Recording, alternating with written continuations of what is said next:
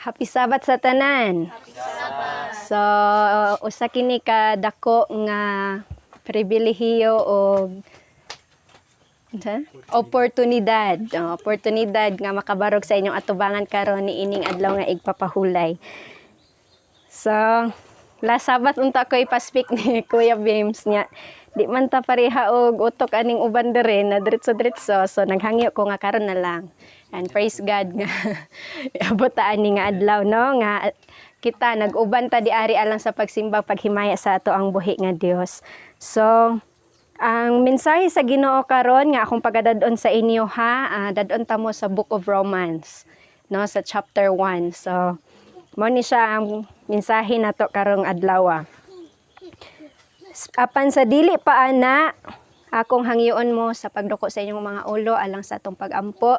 Balaan nga Dios, nasa kaytas-an sa mga langit, anian na usab kami karon, nagatawag sa imong ngalan, nagahangyo sa imong kaluoy panabang o Lord, nga ikaw magauban ka namo. Kanako nga mahimo nimong mouthpiece, i-anoint ang akong mga ngabil, nga ang tanan magagula sa akong mga ngabil o Lord, pulong kini nimo og kini among kinabuhi. Mauman usab panalangini ang congregation nga sa panahon nga ilaha kining madungog, amo kining masabtan tanan, dear God. Panalangini ang matag usa ka namo nga niining adlaw nga igpapahulay, maangko namo ang panalangin gikan diha sa kahitasan. Salamat o Lord sa pagpasaylo sa among mga sala, pagdungog sa among pagampo sa ngalan ug gahom ni Jesus Christ na among personal ug bugtong naman luluwas. Amen. So, ang Book of Romans, mga kaigsuunan, gamay lang nga background, gisulat ni siya ni Apostol Pablo. No, si Apostol Pablo nagsulat ani, pero iyahang gipadad-an og sulat ang taga Roma, ang church nga naa didto sa Rome. Si Paul. Unya, sa iyahaning pagsulat mga kaigsuunan, wala pa siya nakaabot didto. Wala pa gyud ni siya nakaadto sa church didto sa Rome.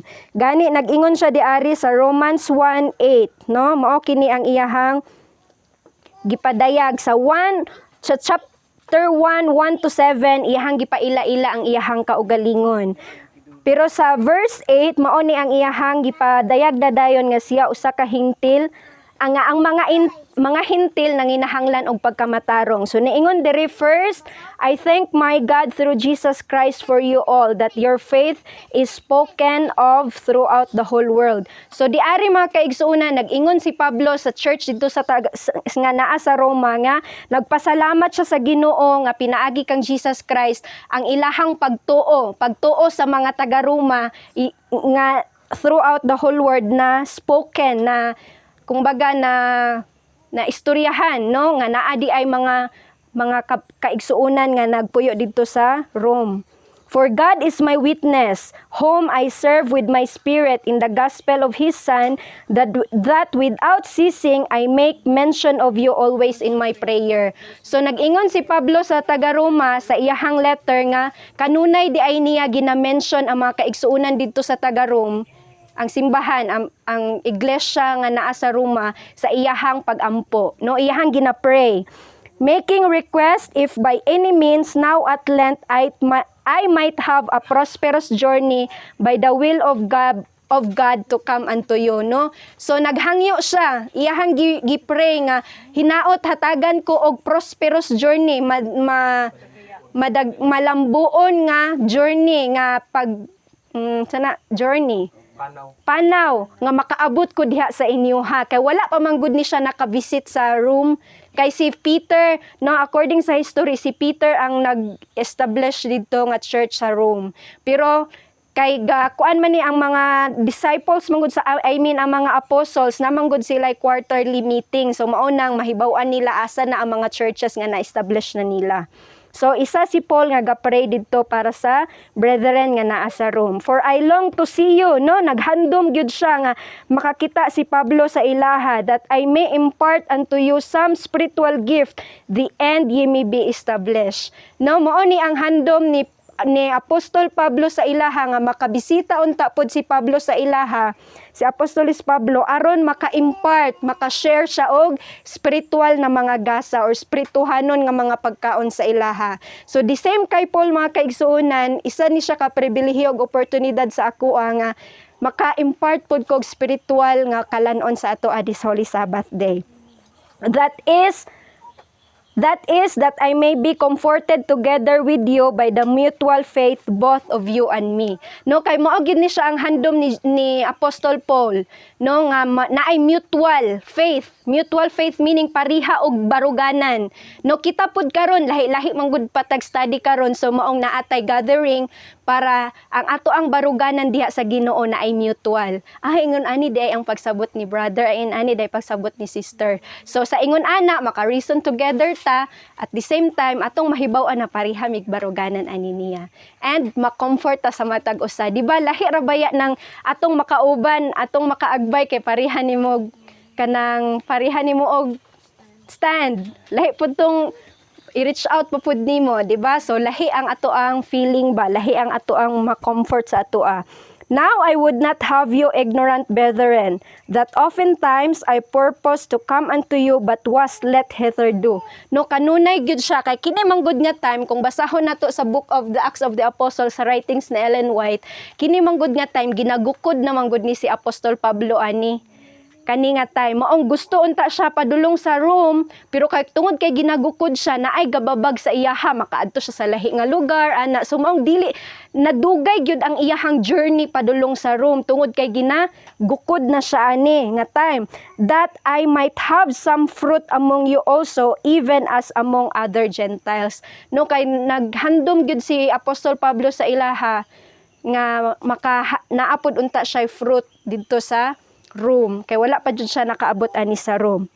I am debtor kanang utangan, both to the Greeks and to the barbarians, both to the wise and to the unwise. So the same maong isa pud ni siya sa akong napili mga kaigsuonan, kay akong nabati ba nga debtor gyud ko. Debtor, utangan ko sa mga hamiling kalag, kay nganuman kanang usahay magpatigbabaw ang kaulaw, na oportunidad na unta nga makashare ka, pero patigbabaw ang imuhang kaugalingon na bara na hinuon ang pulong sa Ginoo. Pero si Apostol Pablo mao jud ni iyahang handom sa iyahano nga gibati jud niya sa iyang tibuok kinabuhi nga utangan jud siya. Sa panahon nga na convert siya sa Gospel of Jesus Christ, iyahang gibati kanunay nga utangan siya. Kay nganuman persecutor, di ba si Apostol Pablo? Manlulutos, di ba? Persecutor siya sa mga kanang sumusunod ni Jesus Christ, no? So as much as in me, I am ready to preach the gospel to you that are at Rome also. No, ready good siya in any time. Kung makaabot siya sa Rome, ready kaayo siya nga mo preach dito sa brethren nga naa sa Rome. And ang pinakapunto sa ato ang message karon mga kaigsuonan naa sa verse 16 and 17. For I am not ashamed of the gospel of Christ, for it is the power of God unto salvation to everyone that believeth, to the Jew first and also to the Greek. Nganong si Apostol Pablo mga kaigsuonan kay nganong iyaha magyuding na deklara nga wala siya na ulaw sa gospel ni Jesus Christ.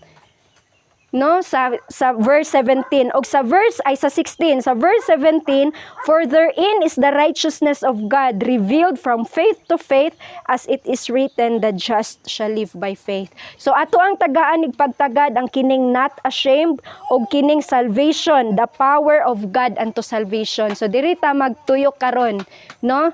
So, hinaot na mabusog taan ni mga kaigsuonan. Ablihin ninyo inyong Bible sa Psalms 40 verse 9. Dili na ko magpabasa og kuan og kanang English ay og Bisaya.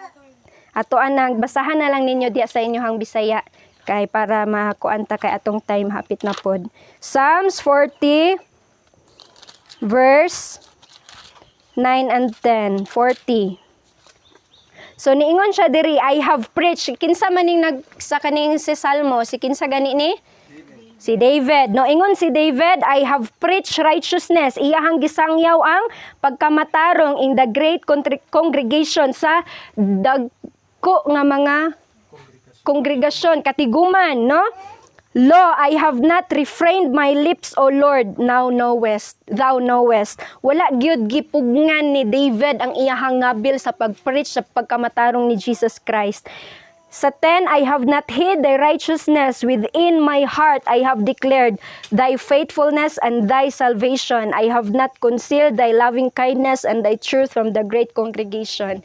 No, even si Haring David, mga kaigsuunan, wala gyud niya gipugngan ang iyahang kaugalingon sa pag-preach sa righteousness, sa pagkamaayo, sa pagkamatarong ni Jesus Christ, sa iyahang pagkamatinod anon, no, faithfulness, ug mismo sa iyahang kasing-kasing, wala jud na niya gitipig-tipigan ra sa iyahang kasing-kasing, no. So mao na siya mga kaigsuunan nga agi na siya mabasa nga ang justification by faith is mao ni siya ang kanunay natong conversation, ingon si Apostol Pablo, nana siya, no, nga ang pagkamatarong ni Jesus ba nga kanunay nato untang kanang instead nga mag-joke ta, instead mag-joking and jesting ta, ang pagkamatarong, ang love ni Jesus Christ mao unta ang masigig hisgutan sa iyang katawhan, no. So sa Mark 8:38, so open your Bible sa Mark 8:38.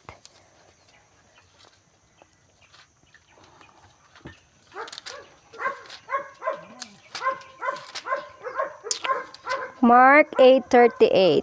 Okay, niingon siya diri, whosoever therefore shall be ashamed of me. So kung kinsa daw kadtong nagakaulaw kanako of my word sa akong mga pulong in this adulterous and sinful generation, niining kanang pagka Mark 8:38.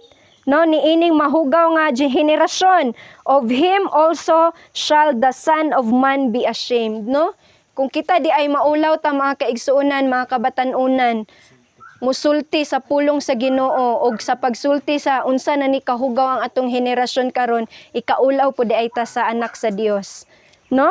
So gusto ba ta na nga maulaw, ikaulaw ta sa anak sa Dios when he cometh in the glory of his Father with the holy angels, no? Sa panahon na unya nga siya mokayab diya sa langit, moingon siya, wala man ko kaila ninyo, bisag sige tagtawag sa iya ha, sa pangalan ni Jesus, pero iyang i-declare nga wala ko kaila sa inyo ha, tungod kay kita mismo sa tong kaugalingon gikaulaw nato siya.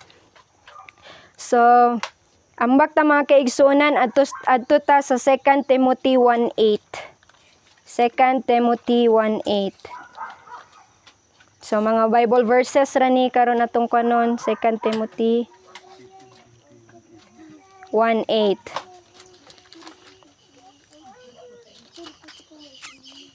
Paspas ra kaayo ko.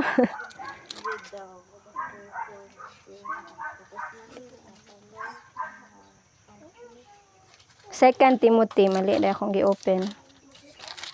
So mga batanon, open mo sa inyong Bible. So niingon siya diari, be not thou therefore ashamed. So giingnan gyud ta ni Apostol Pablo, letter niya ni kang Timoteo. Sulat gipadala niya kang Timoteo, be thou therefore, be not ayaw gayud kaulaw of the testimony of our Lord, nor of his prisoner. Bisan sa iya kay prisoner manggod ni si Apostoles Pablo, di ba? Isa man ni siya ka prisoner. So dili daw nato ikaulaw ang testimonya sa Ginoo og sa iyaha nga isip prisoner. But be thou partaker of the affliction of the gospel according to the power of God. No, di ba sa Romans 1:16 niingon siya diadto nga nganong si Apostol Pablo niingon siya nganong dili niya ikaulaw ang gospel ni Christ tungod kay it is the power of God unto salvation. Maoday ni siya ang gahom sa Dios ngadto sa kaluwasan. Unya nag-ingon siya diri sa 2 Timothy 1:8 nga be thou partaker of the affliction. So sa panahon di ay nga mosunod ta sa Ginoo mga kaigsuunan, mga kabatanunan, dili di ay sayon. Kay ngano man mahimo tang partakers, mahimo tang malambit sa iyahang kasakit. No, sa kung sila gisakit sa una, kita pod karon sakiton pod ta, no, sa umalabot na panahon. Kay ngano man according to the power of God. Pero ang kining kasakit nga affliction nga atong mapartake mga kaigsunan is dili nga kanang self-affliction ba nga aturang sakiton tuyo atong kaugalingon, dili siya ingon ana, kun dili according siya sa power sa Dios nga naay ma-convert. Ang kasakit nga atong matagamtaman karon na ay bearing ba, naa siya'y katuyuan. Nganong nagsakit ta karon, na ay katuyuan ana mga kaigsuonan. So, balik ta sa kuan, 2 Corinthians 1:18. 1 Corinthians, adto ta sa 1 Corinthians 1:18. Okay, niingon siya diari, for the preaching of the cross is to them that perish foolishness. No, so nasabtan ba ninyo mga kaigsuonan nga di ba wala naulaw si Apostol Pablo sa gospel of Christ. Kay ngano man, niingon siya diari sa 1 Corinthians 1:18, but unto us which are saved it is the power of God. Kay kung wala day nato nasabtan unsa day ang gospel ni Christ mga kaigsuonan, para sa ato buang-buang na siya nga pagtulunan. Pero sa ato nga ato ang nasabtan nga pinaagi day kay Kristo kita na maluwas, kini mao ni siya ang power of God. Nganong nahimo man ni siyang power of God? Nagtuo ko mga kaigsuonan, nagtuo ko mga kabatan-unan, no? Nga sa panahon nga nasabtan kanusa man first conversion ni ni Apostol Pablo. Kanus aman siya first nga na-convert jud. Yes, katong gibato si Stephen mga kaigsuonan, didto niya nakita nga kining tawo nga gibato, dili ni siya kanang ordinary nga tawo. Kay ngano man, nihayag man to pag-ayo, ni reflect man gud to, di ba, naabli ang langit, then reflect ang glory sa Ginoo sa nawong ni Stephen. Didto siya first na-convert, na ay something na hitabo sa iyahang kasing-kasing. Pero after ato, unsa man iyang gibuhat? Nagwali na ba siya? Wala pa. Mo persecute pa unta siya. Iyaha pang gisundan ang mga apostolis dito sa Damascus. 'Di ba? Sa panahon nga niadto siya dito sa Damascus, sa wala pa siya niabot sa Damascus mga kaigsuonan, kay naabli dayon na pud ang siya nagyud mismo ang gipakitaan. Unya gitag ang hayag kaayo ang glory nga ni cause sa iyaha nga nibuta siya for pila ka adlaw. Pila ka adlaw siyang nabutahan? 3 days. Tulo siya ka adlaw gibutahan, pero gi-instructionan siya na ay angel nga niadto sa iyaha nga moadto siya didto ani nga balay, ani nya ang naa didto, kinsa man iyang naabtan didto, wala man to siya giingnan sa pangalan, kinsa may naabtan niya didto? Yes, si Pedro. So mao din to si Pedro mga kaigsuonan, naghatag sa iyaha og instruction. So adto ta sa Isaiah 53. I do believe jud mga kaigsuonan nga ang kining kuan Isaiah 53, di ba mao man ni siya ang prophecy about kang Jesus, no? Isaiah 53. Okay, niingon siya diari 3 to 5. He is despised and rejected of men. So si kinsa maning na-despise o gi-reject? A man of sorrows and acquainted with grief, and we hid as it were our faces from him. He was despised and we esteemed him not.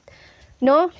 Nasabtan kaayo ni siya ni Apostol Pablo nga ang iyaha di ang Savior, di ba naabi ato siya nadungog nga Saulo ba to? Saulo pa man siya before. Saulo, nganong gilutos mo man ako. So sa panahon nga iyahan nang nadungog, katong trip niya padulong sa Damascus, kining gi-prophesy mahitungod kang Jesus, kay naa naman si Jesus ani sa heaven, di ba? Kining na-prophesied mahitungod kay Jesus nga i-despise siya, i-reject siya, nagsubo siya, na a man of sorrow, pero wala, gitago gani nato atong mga naong diha sa iyaha. Wala gani nato siya gi-comfort.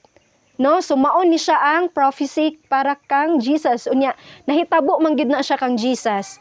No? Sa verse 4 niingon pod siya diari, surely he hath borne our grief, borne iyahang gidala, iyahang giangkon, iyahang gipasan, and carried our sorrows.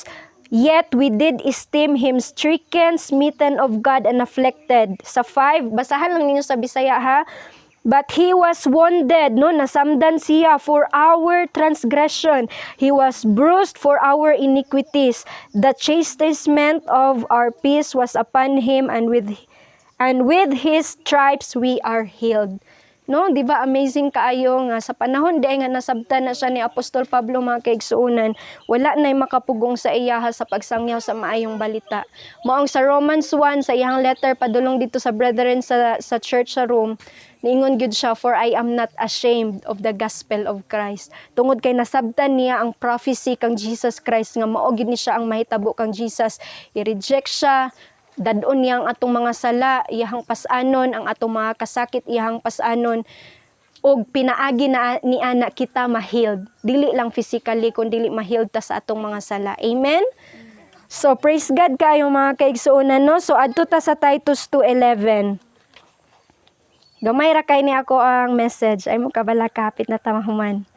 Titus 2:11. Tito 2:11.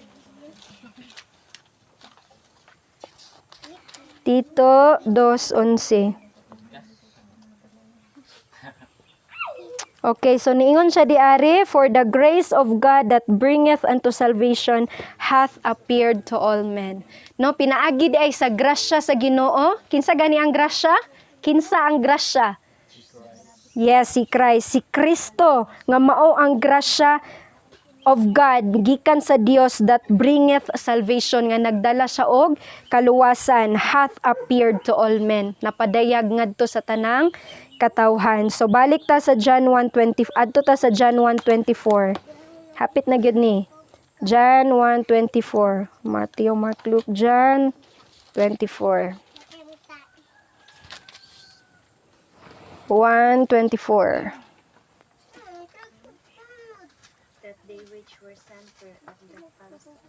No. John. Aga tagikan Titus to, no? Wait lang. Titus 2:11. 29 di ay John 1:29, sorry. John 1:29. Look unto Jesus Christ.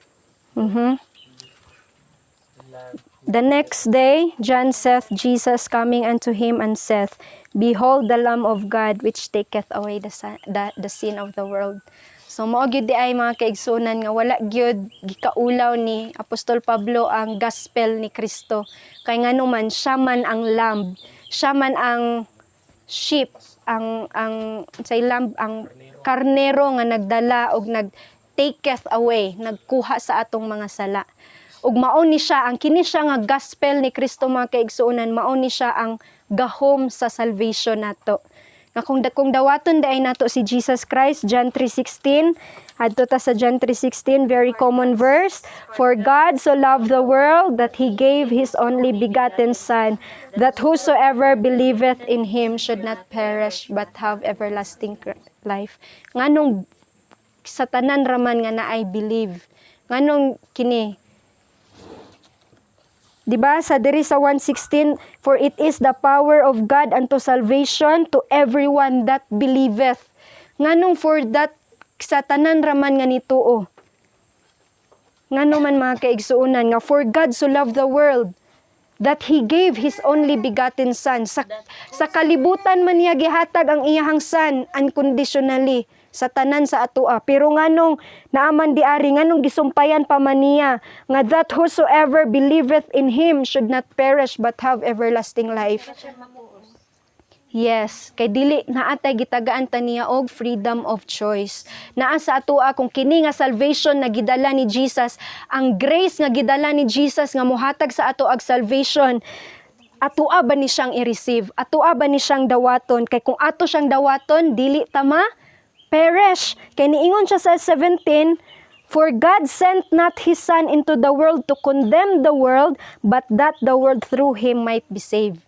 No, wala di ay nidala diri si Jesus aron sa pagkondenar kanato, kundili aron sa paghatag, pagdala og kaluwasan. Ato ning tapuson mga kaigsuonan, diri mag-end ang akong kuan. He that believeth on him is not condemned, but he that believeth not is condemned already.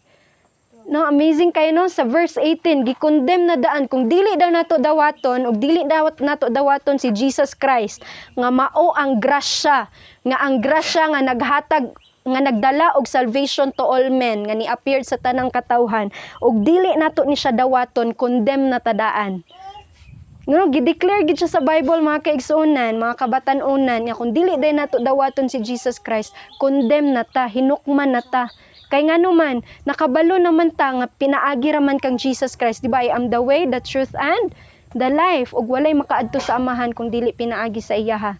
So ang Bible nag-declare nga kung dili nato dawaton si Jesus Christ, condemn na jud ta as the Son of God. Kay niingon siya sa 19, and this is the condemnation that light is come into the world and men love darkness rather than light because their deeds were evil. No, mao di ay mga kaigsuonan kay tungod sa ato ang deeds of evil, sa ato mga binuhat nga mga dautan, mao ni siya ang nagpapili sa ato nga mas pilion nato ang darkness rather than light. Kay si Jesus man ang light. No, mas gipili nato ang darkness. Ug niingon siya diari sa 20, for everyone that doeth evil hateth the light. Mao di ay ni siya ang nag-cause sa ato ba nga nganong dili nato madawat ang light. Tanan light dili lang sa gospel of Christ kundi sa tanan light nga gihatag sa Ginoo sa ato nganong dili nato ni siya madawat tungod kay love pa man nato ang evil, di ba? For every less I hateth the light, neither cometh to the light, lest his deeds should be reproved. But he that doeth truth, so kadto daw nagabuhat sa kamatuoran, cometh the light. Kadto pong nagabuhat sa kamatuoran, nagasunod sa kamatuoran, na abot pud sa ilaha ang kahayag, that his deeds may be made manifest, that they are wrought in God. Nga kini di ay siya nga mga binuhatan, mga kaigsuonan, mga kabatan-unan, nga na-manifest ni siya sa atoa ug nagpadayag nga kini gikan sa Dios. So mo ni siya mga kaigsuonan no, nga kung ato ang balikan ang study ni sa Romans 1 mga kaigsuonan, nga kung ato pa ning basahon sa 18 hantod sa katapusan nga verse ni ini nga chapter hantod sa 32, gibingon po diari nga tungod sa pagka-unthankful sa mga tawo, nagproduce siya og ungodly nga mga men. No? So diri sa 18 padulong sa 32, kung ato anang basahon sa Romans 1, nagproduce siya og ang ungodly men, og ang ungodly men nagproduce siya og unrighteousness.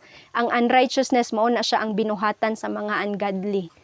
No, nga mao na dayon diha diri nato mabasahan nga ang babae to babae, ang lalaki to lalaki, ang nature ba ilahang giguba nga supposedly lalaki to babae, ang babae to lalaki, pero diari ang nature sa kanang kuan sa kuan ilahag yung giguba pag-ayo, ang lasciviousness and uncleanness, no? So tungod ni siya sa pagka-unthankful pud sa tawo.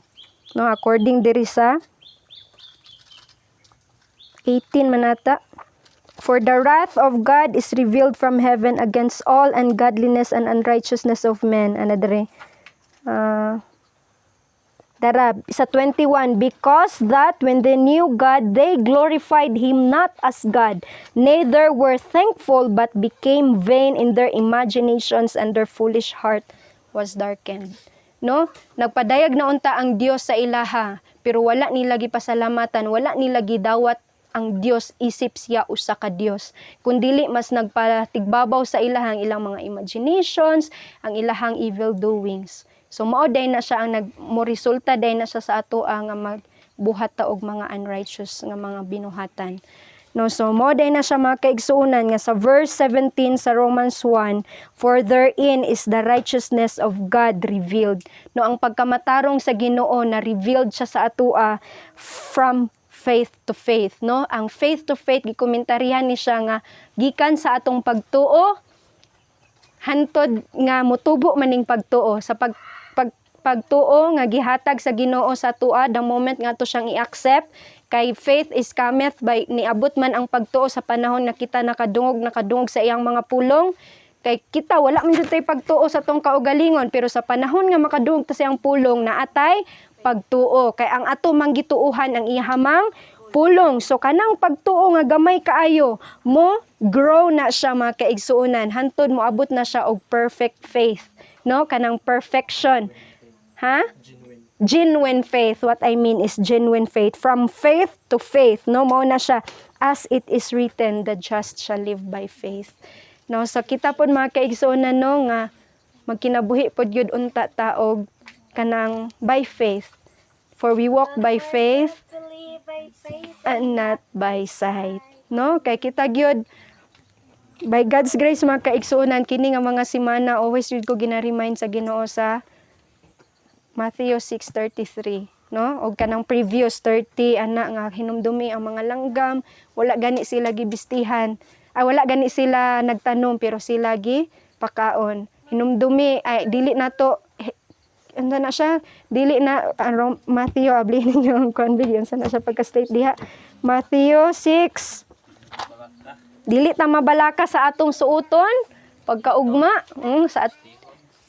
tanan na diha mga kaigsuonan no iyang gikuan dili na to na siya kabalakan kay nganuman ang Ginoo nagtan-aw gani sa ilaha unsa na lang ka sa atoa nga mas bililhon ta sa iyahang atubangan kay nganuman gipakamatian ta gipalit ta pinaagi sa iyahang mismo sa dugo gyud sa iyahang bugto nga anak no unsa ka privilege unsa ka oportunidad unsa ka dako kaayo nga gasa para sa atoa ba nga adunay tawo magpakamatay alang sa atoa para lang nga malukat tagikan anang sala kung diin ta naunlod karon. So I think diri ra ko kutob. Hope na bless tang tanan sa gamay nga mensahe sa Ginoo og dalaygon ang Dios. Happy Sabbath. Amen.